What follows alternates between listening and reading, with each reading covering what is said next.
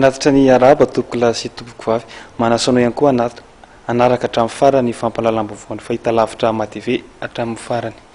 mahakasika indrindra ny fandevenana ny anabavin'ny filoha teo aloha Marc Ravalomanana no itirantsika avy hatrany ao anatin'ny fampalalam-baovao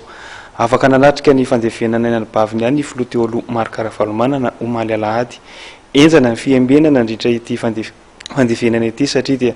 niatrana teny atoerana ny mpitandro filaminana maromaro tsy afaka niditra tao amin'ny toerana ny andrasana ny vatana mangatsiaka ny anabaviny filoha teo aloha ihany koa ireo mpanao gazety izay tonga maro teny atoerana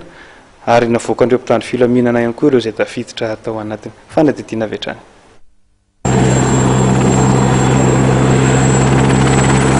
Tamin'ny alalan'ny helikoptera louette-ny tafika malagasy no nigadona teto Antananarivo ny filoham-pirenena teo aloha Andriamatoa Marc Ravalomanana nanatrika ny fandevenan'ny anabaviny Rasoa Zanakolona.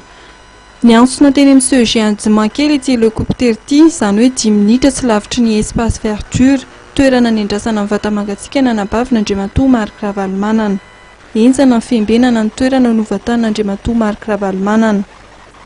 Voarara ny fidirana tao anatiny ho an'ireo mpanao gazety ary voaroka sy navoaka mpitandro filaminana izay tafiditra tao anatiny.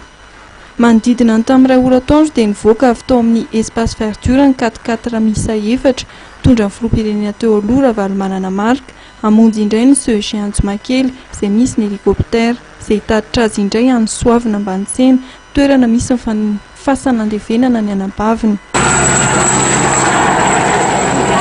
Rehefa vita ny fandevenana dia nentina helikoptera miverina tany Antsiranana indray Andriamatoa Marc Ravalomanana rehefa avy namita ny adidy farany tamin'ny fianakaviany.